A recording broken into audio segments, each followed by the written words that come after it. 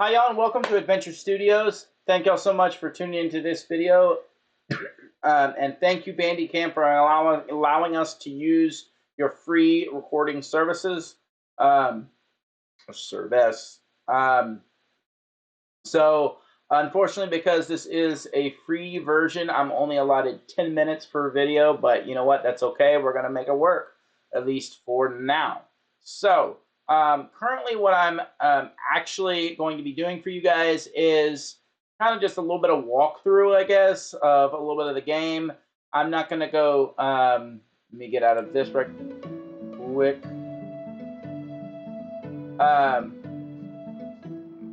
I don't want to overload you with so much information, so that's why also the videos are also 10 minutes. So I'm not going to do too much walking around just for busyness sake. I don't want you guys to get sick, so I'm going to first start off with in this video discussing about fields and why it's important to have fields. You might be thinking, well, it's obvious. I'm not crazy. I'm not stupid. But it's still good to know for those who don't know the game. So I feel like I have to start here for anybody wanting to know about fields. So if I were to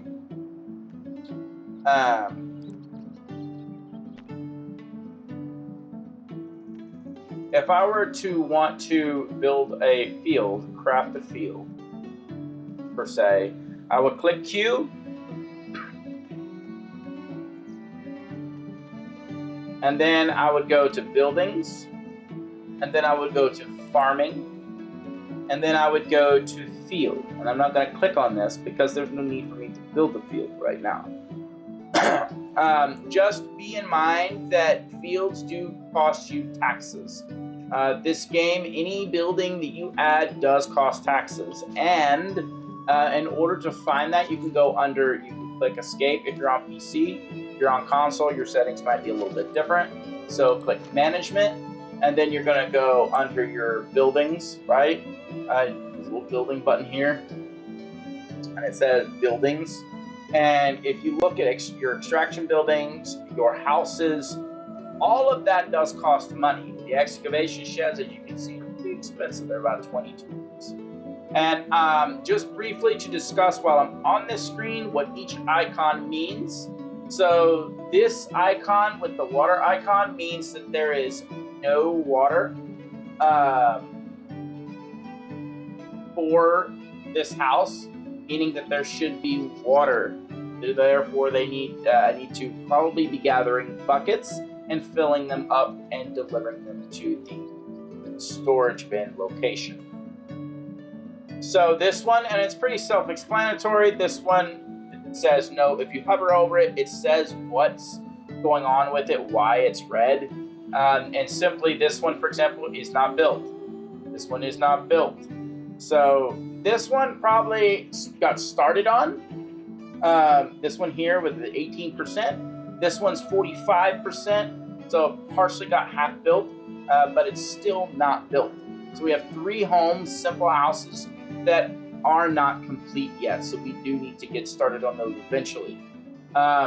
Again, this house has no water. Again, probably the issue is right now the people need some water, and we're going to solve that in another video.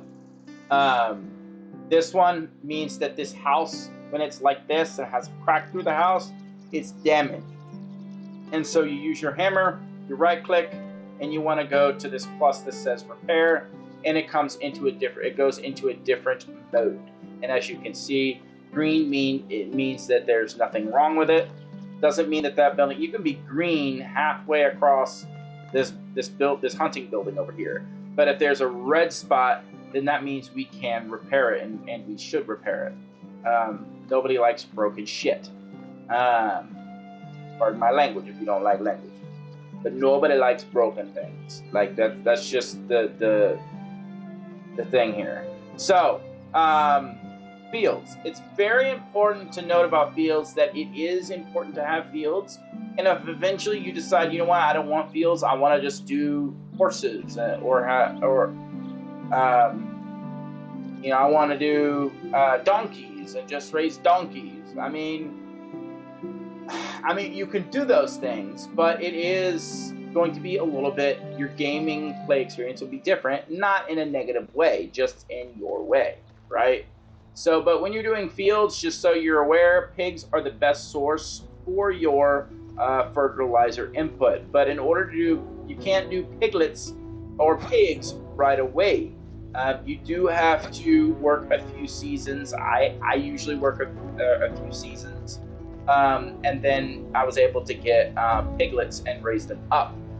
Piglets are going to be cheaper for you to get, but if you have the coin, go ahead and just get the bigger pigs, because when they're piglets, they won't produce manure in your pig pens. So I would, if I were you, if you're playing the game, play it your way. Like, there's nothing wrong with not having to do field. If you want to be just do hunting and have meat in your food storage, do it. And if you just want, you want fields and you want animals, I like to do both. So I have fields, and as you can see, I have a hop thing going on over there for later processes. And all of this does take time. So if y'all are wondering what type of game this is a simulation, city building, management type of game. You are doing more management towards mid-game. Once you get more settlers coming into your home, or once you build up your reputation and you have more people, and you're managing more people, the easier it does get for you, because you're not constantly crafting items. You're just more managing people, making sure they're doing what they're supposed to do. So as far as fields go, like I said, it's up to you to do fields.